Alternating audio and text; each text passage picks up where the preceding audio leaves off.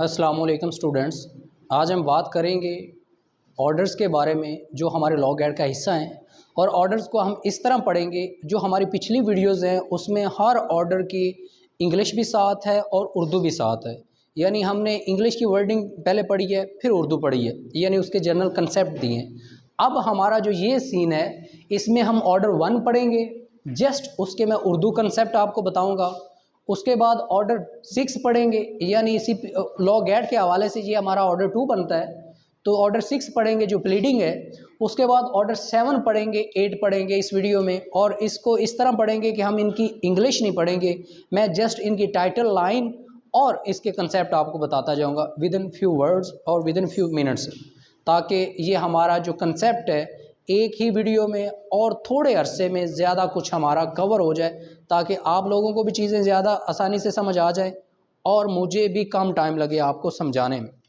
First of all ہم بات کرتے ہیں آرڈر 1 کی. اس کا جو ٹائٹل ہے آرڈر 1 کا، اس کو کہتے ہیں جی پارٹیز ٹو سوٹ.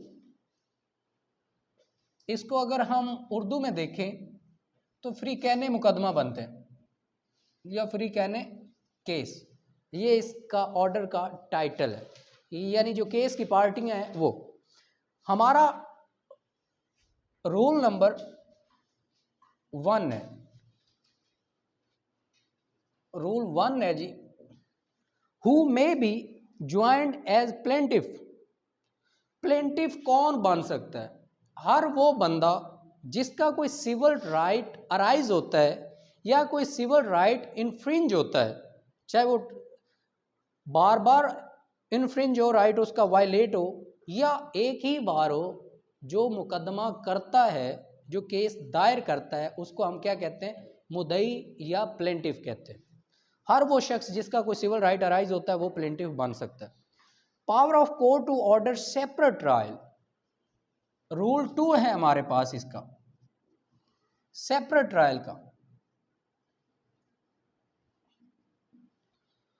رول 2 کے مطابق سول کورٹ کے پاس، عدالت کے پاس یہ اختیار ہے کہ جب ایک سے زیادہ مدعی ہوں، پلینٹف ہوں، ان میں سے کوئی ایک کیس کو لمبا کر رہا ہو، کیس میں ڈیلے کر رہا ہو، تاخیر کر رہا ہو، تو عدالت کے پاس اختیار ہے کہ اس کی حد تک کیس کو سیپریٹ کر دے اور باقیوں کو ایز اٹ ایز اسپیڈیلی کیس کو لے کر چلے اور کیس کو وائنڈ اپ کر دے. ٹھیک ہے. اس کے بعد ہے جی ہمارے پاس رول 3. رول 3 ہمیں یہ بتاتا ہے کہ ڈیفینڈنٹ کون بن سکتا ہے. ہو may be joined as defendant, جس کو ہم کہتے ہیں جی مدعا علیہ. مدعا علیہ کون بن سکتا ہے؟ ہر وہ شخص جس کے خلاف کوئی کیس ارائز ہو، جس کے خلاف کوئی کیس دائر کیا جائے، وہ شخص مدعا علیہ بن سکتا ہے. اور وہ شخص جو اپنے خلاف کیس کو ڈیفینڈ کرتا ہے، ڈیفینس کرتا ہے، اس کو بھی ہم مدعا علیہ کہتے ہیں. ٹھیک ہے. اب ہمارے پاس ہے جی رول 4.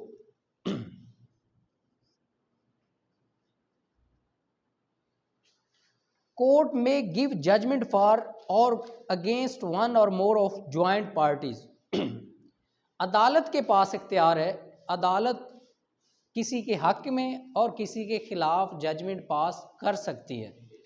چاہے مدعیوں کے اگر حق میں ایک سے زیادہ مدعی ہیں، پلینٹفس ہیں، اگر ان کے حق میں کیس جاتا ہوا تو عدالت کیس کو دیکھتے ہوئے ان کے حق میں کر دے گی.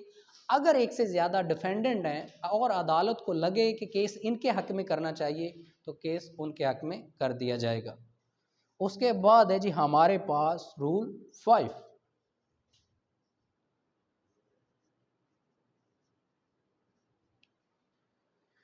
Role 5 defendant need not be interested in all the relief claimed.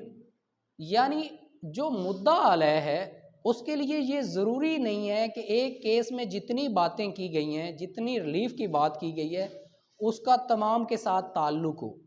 جس حد تک مدعا علیہ کو، ایک مدعا علیہ کو کلیم کیا جائے، وہ اتنی حد تک کا جواب دہ ہے اور اتنی حد تک بات کر سکتا ہے.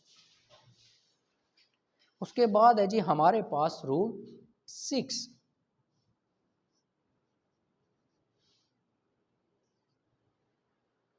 رول 6 ہمیں بتاتا ہے جوائنڈر of parties لائیبل on same contract اس میں یہ ہے ایک سے زیادہ لوگ ایک کیس میں پلینٹف ہیں اور ایک سے زیادہ اگر ڈیفینڈنٹس ہیں تو اس میں مدعی کی مرضی ہے سیم کانٹریکٹ میں سیم میٹر میں وہ سب کو سیپریٹ کیس میں بھی پارٹی بنا سکتا ہے یا سب کو ایک ہی کیس میں رکھ کر پارٹی بنا سکتا ہے. ٹھیک ہے. اس کے بعد ہے جی ہمارے پاس رول 7.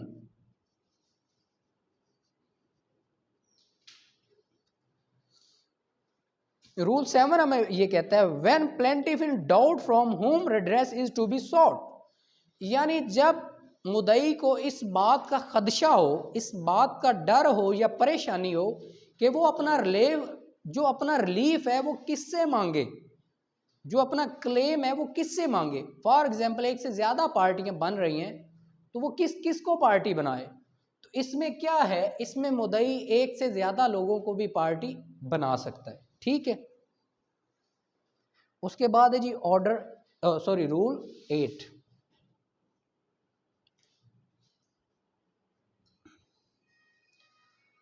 رول 8 ہمیں کیا بتاتا ہے, one person may sue or defend on behalf of all in same interest, یعنی ایک سے زیادہ ایک کیس میں ڈیفینڈنٹس ہیں تو کوئی ایک ان سب کے بہاف پر سب سے اتھارٹی لیٹر لینے کے بعد, پاور آف اٹارنی لینے کے بعد, کورٹ سے پرمیشن لینے کے بعد سب کے بہاف پر کوئی ایک کیس کو ڈیفینڈ کر سکتا ہے. ٹھیک ہے.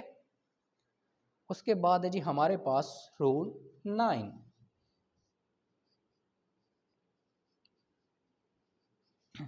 رول 9 ہمیں کیا بتاتا ہے, مس جوائنڈر اینڈ نان جوائنڈر. مس جوائنڈر اور نان جوائنڈر کا کنسیپٹ بڑا سمپل ہے. مس جوائنڈر کو آپ نے لفظ مسٹیکن سے ایڈ کرنا ہے. وہ پارٹی, وہ بندہ کیس میں جو غلطی سے ایڈ ہو گیا ہو, مسٹیکنلی ایڈ ہو گیا ہو. نان جوائنڈر وہ بندہ ہے جو کیس کی مین پارٹی ہو, ضروری پارٹی ہو, لیکن اس کو ایڈ کرنا بھول گئے ہیں, آپ نے اس کو ایڈ ہی نہیں کیا, تو اس کو ہم کیا کہتے ہیں, نان جوائنڈر. اچھا جی, اب ہمارے پاس ہے جی رول 10. یہ وہ رول ہے جس کے بارے میں ہم سمپلی کہتے ہیں 110. 110 کا جو رول 10 ہے, اس کا سب رول 1 یہ کہتا ہے کہ آپ کیس کی کسی بھی stage per with permission of court یا کورٹ خود پارٹی کو ایڈ کر سکتی ہے, یا جو بندہ کیس میں ایڈ نہیں ہوا وہ عدالت کو جا کے بتائے گا کہ میں اس کیس کا پارٹی ہوں, میں مین بندہ ہوں کیس کا, مجھے ایڈ ہی نہیں کیا گیا. اس صورتحال میں کیا کریں گے, آپ اپلیکیشن بھی دے سکتے ہیں, آپ وربلی بھی کہہ سکتے ہیں, لیکن موسٹلی طریقہ کار کیا ہے, آپ 110 کی اپلیکیشن دیں گے. اسی کے 110 کے سب رول 2 کے تحت آپ اگر پارٹی میں کیس میں ناجائز طور پر پارٹی بن گئے تو آپ سب رول 2 کے تحت اپلیکیشن دے کے کیس سے نکل بھی سکتے ہیں. یعنی 110 کی جو اپلیکیشن ہے وہ پارٹی ایڈ ہونے کے لیے بھی ہے اور کیس سے نکلنے کے لیے بھی ہے. ٹھیک ہے. اس کے بعد ہے جی ہمارا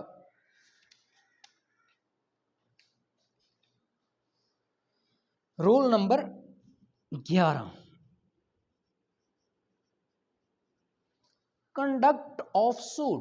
یہ کنڈکٹ آف سوٹ اس لیے ہے کہ جب ساری پارٹیاں کیس کی جج کر لی گئیں, کیس کو اچھی طرح سے پڑتال کر لیا, کون بندہ پارٹی ہونا چاہیے, کون نہیں ہونا چاہیے, پلینٹیف ہونا چاہیے, ڈیفینڈنٹ کون ہونا چاہیے, جب عدالت ان سب کو اچھی طرح چیک کر لے گی تو تب جو سوٹ ہے اس کو پراپر طور پر کنڈکٹ کرے گی, پراپر طور پر اس کا پروسیجر واضح کر دے گی. ٹھیک ہے, کہ اس طرح آپ نے سوٹ آگے لے کے چلنا ہے. اس کے بعد ہے جی ہمارے پاس رول نمبر ہے 12.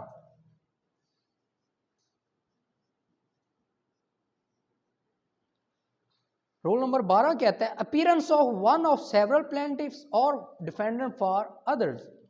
اس میں یہ ہے کہ ایک کیس میں ایک سے زیادہ پلینٹف ہیں, ایک سے زیادہ ڈیفینڈنٹس ہیں, یعنی ایک سے زیادہ مدعی ہیں اور ایک سے زیادہ مدعا لے ہیں. تو ہوگا کیا کہ ان میں سے مدعیوں میں سے بھی کوئی ایک with the permission of court in written power of attorney لینے کے بعد, سب کے سائن شدہ پاور آف اٹارنی لینے کے بعد, سب سے اجازت لینے کے بعد کوئی ایک مدعی سب کے بہاف پر عدالت میں پیش ہو سکتا ہے، اور دوسرے میں یہ کہتا ہے کہ ایک سے زیادہ ڈیفینڈنٹ ہیں تو وہ سب سے in written power of attorney جو کہ کورٹ میں سبمٹ کروانے کے بعد، اجازت لینے کے بعد، کوئی ایک مدعی اور کوئی ایک ڈیفینڈنٹ ایک دوسرے کے خلاف ون پرسن آ کے کیس کو ہینڈل کر سکتے ہیں۔ بات سمجھ آ گئی؟ اس کے بعد ہے جی ہمارے پاس رول 13۔ رول 13 ہمیں کیا کہتا ہے جی؟ objection as to نان جوائنڈر اور مس جوائنڈر۔ کوئی بھی objection ہے، چاہے وہ نان جوائنڈر کی بیس پہ ہو چاہے وہ مس جوائنڈر کی بیس پہ ہو، لا یہ کہتا ہے کہ جتنے بھی آپ objection کسی کیس میں لینا چاہیں گے وہ آپ کو انیشیل سٹیج پہ لینے ہوں گے، سٹارٹ کی پوزیشن پہ لینے ہوں گے۔ اگر ایک چیز کا آپ کو پتہ ہے کہ یہ بندہ مسٹیکنلی ایڈ ہوا ہے، یا آپ کو پتہ ہے یہ بندہ پارٹی ہے لیکن اس کو پارٹی بنایا نہیں گیا، آپ نے پھر بھی پتہ ہونے کے باوجود اس کو بادر نہیں کیا اس objection کو، تو لا یہ سمجھے گا کہ آپ نے وہ objection ویو کر دیا، چھوڑ دیا، یا یہ کرے لا یہ پرزیوم کرے گا کہ آپ نے وہ objection لے لی ہے، ٹھیک ہے۔ اور جو چیز آپ چھوڑ دیتے ہیں وہ دوبارہ آپ نہیں لے سکتے، ٹھیک ہے۔ یہ تھا جی ہمارا آرڈر 1 جس کو ابھی ہم نے کیا ہے ان سمپل فارم میں۔ اگر اس کے متعلق اور ڈیٹیل جاننی ہے، اسی ویڈیو کی ڈسکرپشن میں اس کا لنک موجود ہے، وہ جو ہمارا آرڈر 1 پر ڈیٹیل لیکچر ہے وہ بھی آپ کو مل جائے گا، ٹھیک ہے۔ ذہن اس کو وائنڈ اپ کرو۔